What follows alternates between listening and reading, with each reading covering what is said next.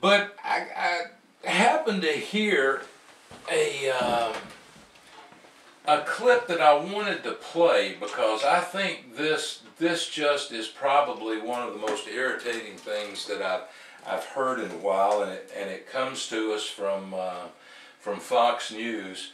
And I want you to listen. It's entitled, and it's on the website, conservativefreedomusa.com. It's called An Atheist Christmas Coloring Book. I want you to listen to this.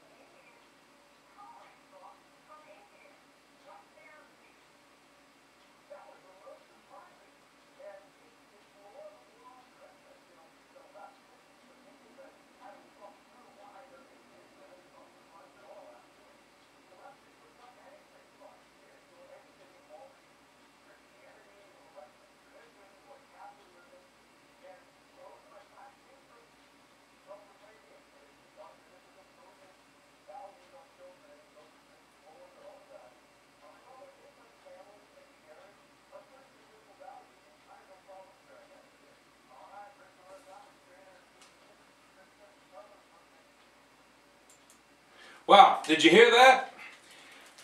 On the radio, I know you guys at YouTube were working on that problem to be able to hear them.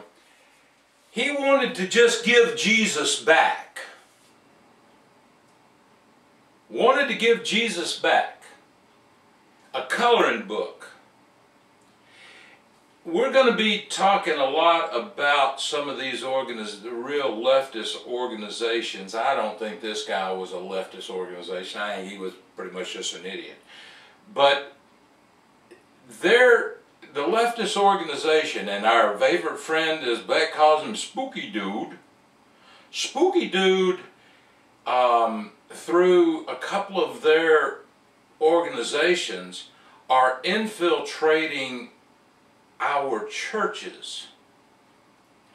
And there's going to be a lot of people, the minute I say that, they're going to go, this guy's crazy. Yeah, George Soros, those liberals, they're not doing anything, blah, blah, blah, blah, blah, blah, blah. Yeah, they are. They really are. And there's a couple of organizations that are dedicated, and maybe we'll get some of their, the day we do this, we'll get some of their things up and get their websites out to you so that you'll know where they're at, that are doing everything they can to block this liberal, progressive, socialist movement moving into our churches. But this is a great example, as far as I'm concerned. It's a great example of an ideology that if we don't pay attention to what's going on around us, then we're going to be, we're going to be sucked into this thing.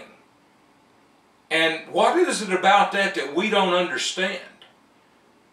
We were watching Neil Cavuto before the show, and was talking, I think it was on his show, that they were talking about the lady that's suing McDonald's.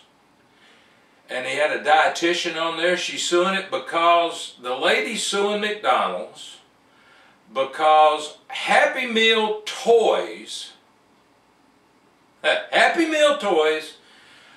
are causing her, she can't control her kids, and it from wanting Happy Meal toys, consequently her kids are becoming obese, and it is McDonald's fault.